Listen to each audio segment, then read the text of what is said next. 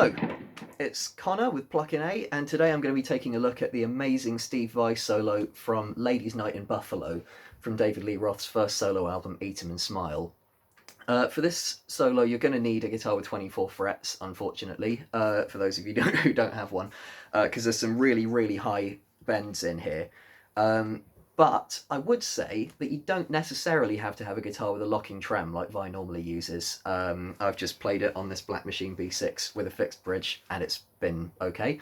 Yeah, what you do for this solo is to break it down sort of, piece by piece. You start off with a really, really high bend up here at the 20th fret of the top E. You bend that up a full tone. And then you re-pick and re-bend a few times. Then, I've seen it written on tabs before that you go do a sort of pentatonic lick down here at the 13th and 10th frets, but actually I don't necessarily think that's right, because having listened to the solo very closely and slowed it down, it sounds like he's actually just making a bit of string noise as he kind of slides down quite flamboyantly, so it's more that sort of thing, really. Ending on this bend here at the 13th fret of the B, which is an octave lower than this first one. So you again re-pick that bend a few times. Then you've got this section here, which was probably done with a trem, although if you're prepared to bend quite a long way and slide up and down the string quite a lot, you can do it with a fixed bridge. It's all on the B string, so it's again the 13th fret. You bend higher than before. It's actually more like a roughly a tone and a half, this bend. Then you go release it from the 13th fret down to the 10th fret. Then you have to slide up to the 20th. Then it's the 17th and 18th frets on the B. I apologise, by the way, for the guitar having no fret markers. But I'll explain where I am on the fretboard as much as I can so that you can hopefully get the idea. So what we've got so far is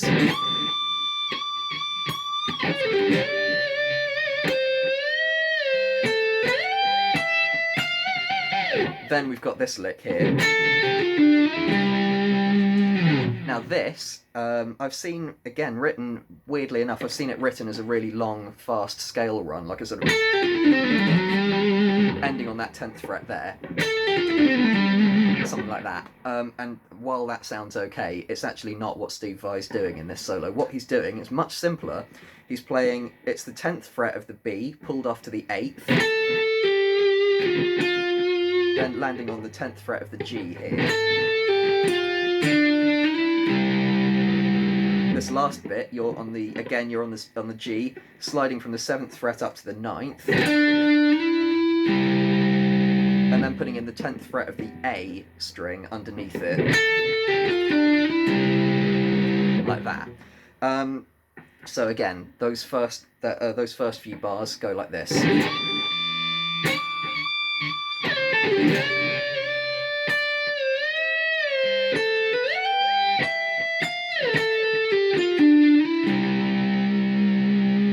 Like that.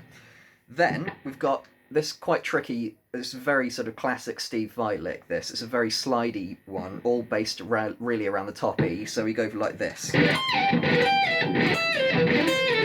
like that. So what you're doing is you're starting on the, I'd probably do this with your little finger if you can. So starting on the 20th fret of the top E, raking into it, and then sliding down to the 15th, like that. Then from the 15th down to the 12th, same idea. Same idea again, 12th down to 8th. Then from the 8th down to the 5th, like that. And you can sort of slide off from the 5th there as well. So the whole bit is going to sound like this. Like that. Although take care not to slide off too far and get too far away from where you need to be with this last slide, because the next lick is starting on the 8th fret of the top E, and it's this scale run here. which often I actually then, after sliding down the string all this way,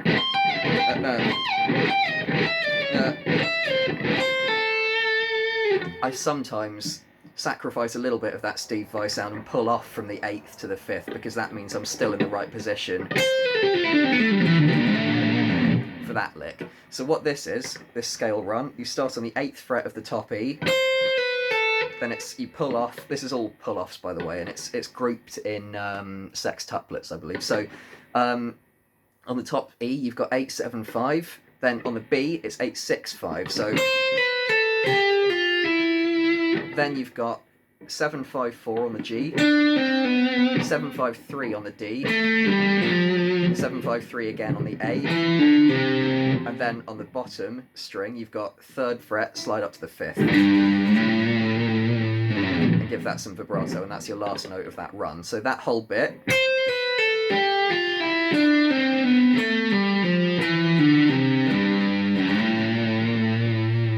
So at more like the full speed, it would be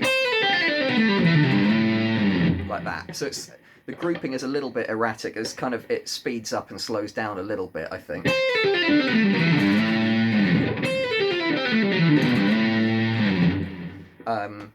So yeah, what you've got, that full bit from the slides up here is going to be...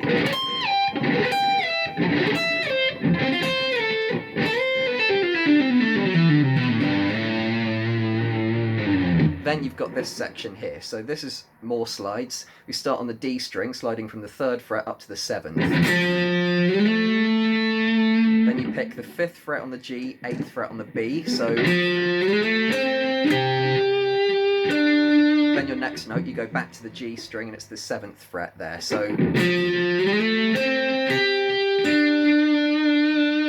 then you skip a string and jump up to the top E at the 8th fret. Then 10th fret on the B. Then roll your finger from the 10th fret on the B over to the E. And then you skip a string again, 9th fret on the G. So what we've got so far is...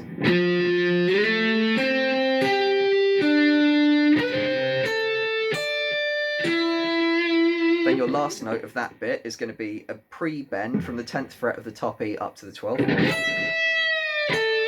Which you then release slowly and then roll your finger back onto the B again. Again at the 10th fret. So that whole bit.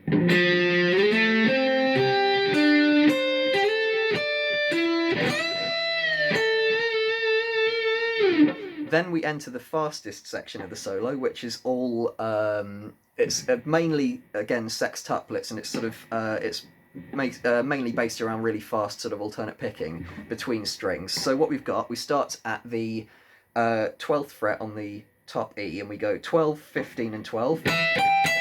Then on the B string, 13, 12, 13. So that lick repeats around 4 times. It's quite fast, and it's more like... So it can be a challenge to work up to the speed of it, but... And then, that exact same lick jumps up 5 frets. This solo jumps, you'll notice it jumps around up and down the neck quite a lot. That's quite a classic Steve Vai trait, really. When you're up there at the 20th fret, or 17th and 20th, so 17, 20, 17, then 18, 17, 18 here. You only do it, so you do it 4 times down here, twice up here, but then at the end, you want to bend the 20th fret up a tone. Give it some vibrato as well. So that whole bit is... That was a bit sloppy, but...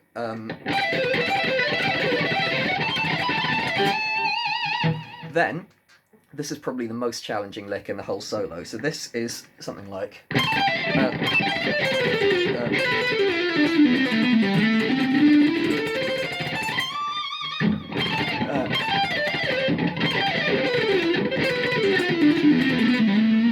It's very, very hard. So, it took a while to work out the notes, but I'm pretty confident I have them now. So, it's, again, 20th fret up at the top E. off to the 17th. Then it's 20, 18 and 17 on the B, 19 on the G. So it comes, again, these come in groups of 6.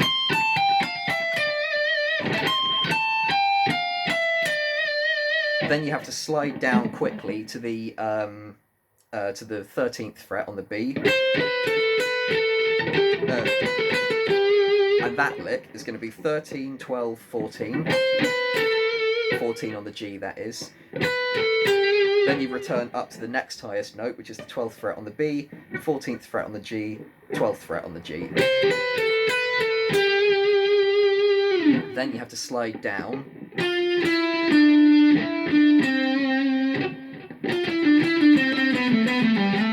So it's, I believe it would be the one that we just talked about. Then you slide down to the 10th fret on the G. I often actually slide a further fret down to the 9th there, so that's the next note anyway. Then so you go 9, 10, 9, 10, 9, and then 12th on the D. Then you go up to the 9th fret on the G again. Then back to the 12th on the D, 10th on the D. So it's going down the scale in a sort of sequence. And then you've got the same fret positions but a string lower. So 10th fret on the D is where you start, then to the 9th. So yeah, 10th, 9th, and then down to the A string, 12th, and then back up to the D, 9, then back to the A, 12, 12, 10. So slowed down, it would be something like...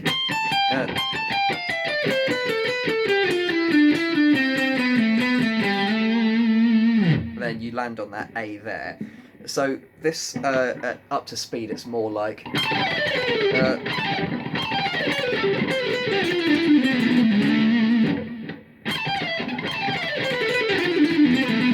There we go, I've finally got it. It's very, very difficult indeed. But then we have this rather fun sort of tremolo lick here, which starts on the 12th fret of the A, then up to the 15th.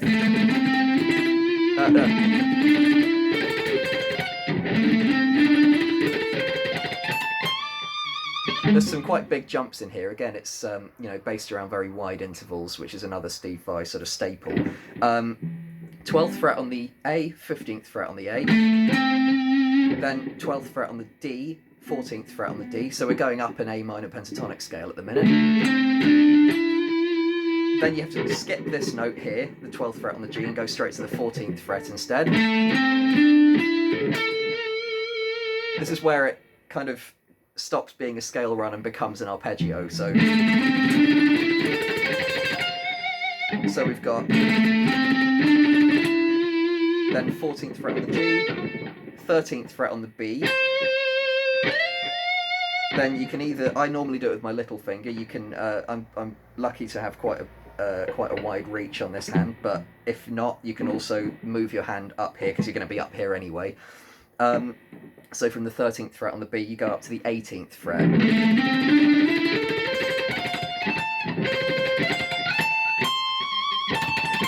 Then once you're on the 18th fret of the B, you then go to the 17th and 20th frets on the high E. Then we've got the final sort of, the sort of climax of the solo really, which is the really high bend, again 20th fret up to the 22nd where we started.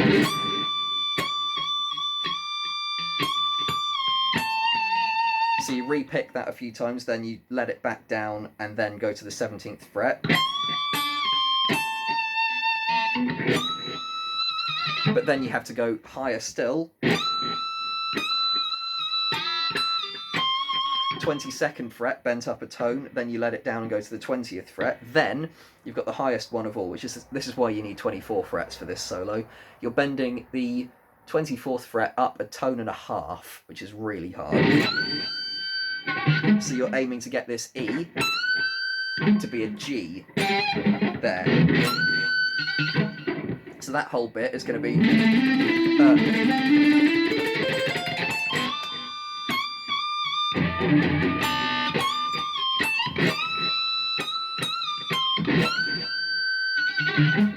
Very difficult. It can really trip you up. So I'll do it again slower.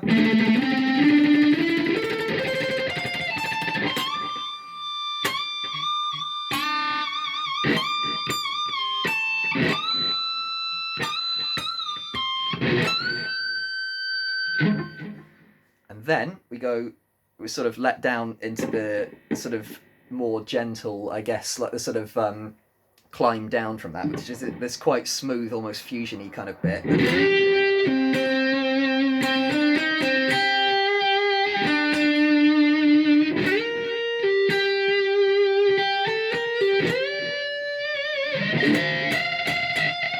Like that. So what you do here is you go 8th fret on the B, jump down to the 5th fret on the G, then it's 5, 7, 8 on the G, back to the 5th, then you hold that 8th fret on the B for quite a while, then 7th fret on the G is where you end up, and all these notes, where you can give them the sort of Steve Vai style. I can't quite do his circular vibrato, but it's that kind of style. Then you go up to the 11th fret on the B, 11th fret to 8th fret, then 8, 10, 11, back to the 8th fret, then we go to this high bend on the 13th fret here,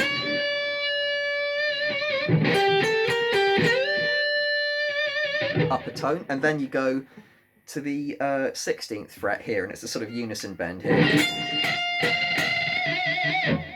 And that's the last note that you have. So that whole bit is...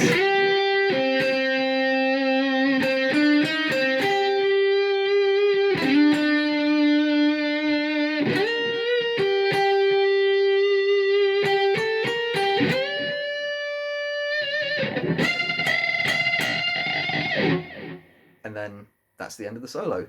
So I hope that was useful for anyone who's looking to learn this. Let me know in the comments if there's anything that you want clarified that maybe I didn't go into enough depth on. But otherwise, I hope you enjoy learning this solo because it's really good fun. So yeah, take care. I'll see you on the next one. Bye.